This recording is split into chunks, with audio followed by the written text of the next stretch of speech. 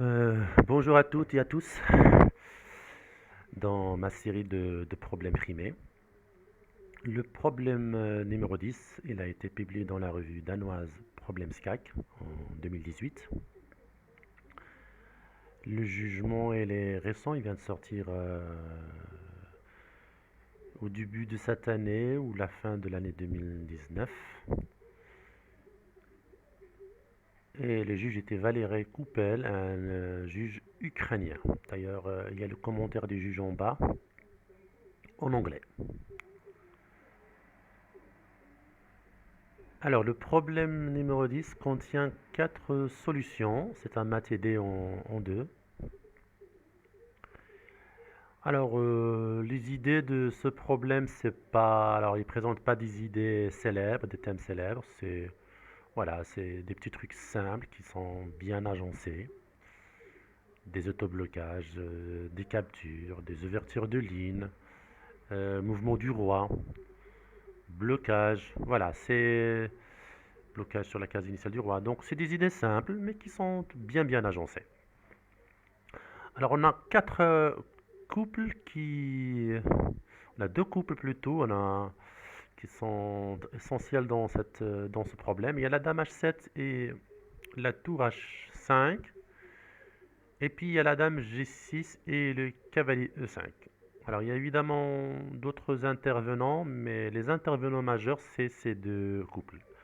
Dame tour, couple blanc, et dame cavalier, couple noir. Alors le premier couplet, c'est un mouvement en deux coups de la dame et du cavalier pour bloquer la case B4. Donc je joue dame D6. Alors le chemin pour aller en B4 pour la dame, il est obligatoire qu'elle passe par la case par la case D6. Donc je joue dame D6, puis je fais dame B4. Voilà, tout simple. Et pour le cavalier, je fais cavalier D3 et je fais cavalier B4. C'est l'idée des noirs. Donc bloquer la case B4 en deux temps. Pendant ce temps-là, les blancs, qu'est-ce qu'ils peuvent faire? Alors, le départ de la dame G6, ça ouvre la ligne de la dame H7. Et donc, elle va contrôler la case D3. Du coup, la ligne de la tour, elle est toujours fermée. Je suis dans l'obligation de faire tour prend cavalier. La dame bloque en B4.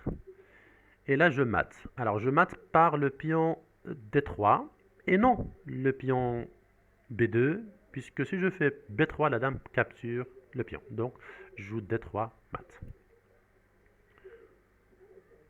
C'est un mat modèle. La deuxième solution, c'est le cavalier qui va prendre le chemin de la case B4. Alors, il ne peut pas passer par C6 parce qu'il va faire échec. Donc, c'est obligatoire de passer par la case D3. Je joue cavalier D3. Alors, la ligne de la dame n'est pas ouverte. Du coup, je prends la dame. Comme tout à l'heure, la tour a pris le cavalier. Je prends la dame. Et là, après le départ du cavalier en B4. Donc, la dame garde. Et je ne peux pas faire D3 mat comme dans la première solution parce que le cavalier prend en D3. Cette fois, je dois jouer B3 mat. Donc, on a un anti-duel, on va dire, de mat. Puisque dans la première solution, je ne pouvais pas faire B3 mat, il fallait faire D3 mat. Dans la deuxième, je ne peux pas faire D3 mat, je dois faire B3 mat. Donc on a un échange de fonctions des pions B2 et des pions D2. Lorsque l'un garde la case C3, l'autre mat, et vice versa. Et puis aussi, on a un échange de fonctions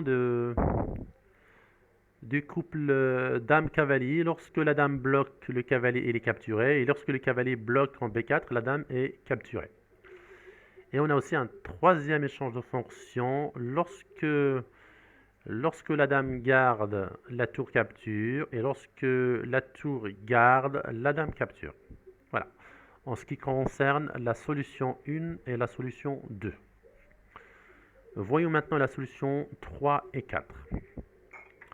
Alors, dans la solution 3 et 4, le roi noir va jouer, va débloquer la case C4. Alors, une fois il va se mettre sur l'axe du couple mixte dame H7, dame G6, roi D3. Et dans la deuxième, il va se mettre sur l'axe du couple mixte bicolore, tour H5, cavalier E5. Alors, si je joue roi D3, le roi dispose de pas mal de cases de fit, en l'occurrence E2 et D2, donc je fais tour H2, je garde ces deux cases-là. Le cavalier va bloquer en C4, pas le fou, ni la tour, hein. Il faut faire cavalier C4. Et d'ailleurs, le cavalier, en jouant C4, il va abandonner la garde de G6. Donc je fais cavalier C4, je bloque la case que le roi a évacuée au premier coup, et je joue dame G6 mat. La dernière solution, c'est... Alors, je reviens à la position initiale. Donc la dernière solution, c'est roi D5. Donc, il faut garder D6, C6 et peut-être E6. Mais E6, ça va être récupéré par la tour. On va dire D6, C6, c'est ce qui est important. Je ne peux pas faire le roi parce qu'il y a les cavaliers, etc. Donc, je joue la dame, D7. Je garde les deux cases. Et là, il faut encore bloquer la case C4. Cette fois, ça sera par la tour. Et je joue tour, prend E5, mat.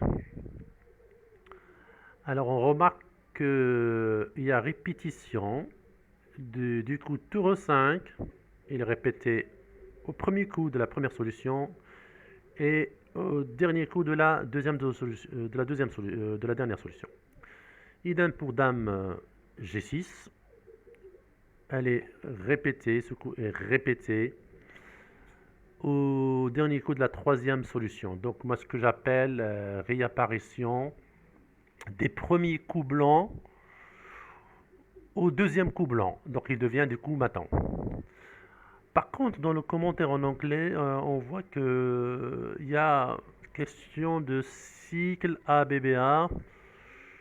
Alors moi je dirais tout simplement réapparition. Alors je vois pas vraiment de cycle. Et donc c'est un maté des défétures puisqu'on a deux couplets.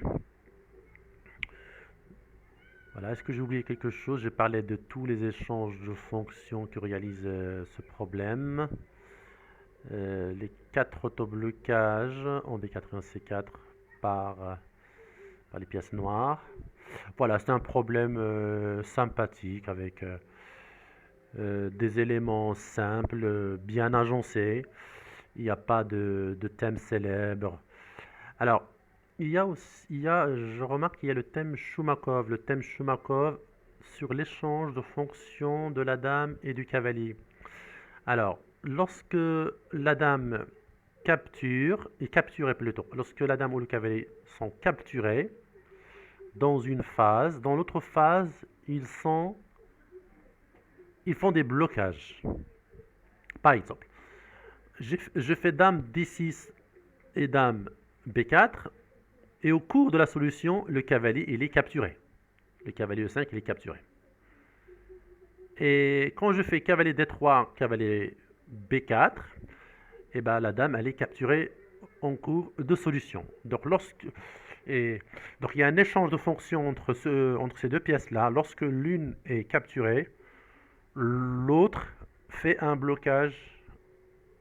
Alors, qu'il soit actif ou passif, dans ce problème, il est plutôt actif, mais je pense que même si ce blocage est passif, c'est considéré comme thème Shumakov. Alors Shumakov, c'est un compositeur russe. Je crois que c'est un ancien marin dans les ports d'Odessa. J'ai déjà participé à son jubilé et il a fait un livre sympathique sur son tournoi. Et la couverture était une photo où il était sur un bateau. Donc voilà, j'ai lu qu'il parlait d'Odessa. Voilà pour aujourd'hui. J'espère que je n'ai rien oublié. Merci de votre attention. À la prochaine.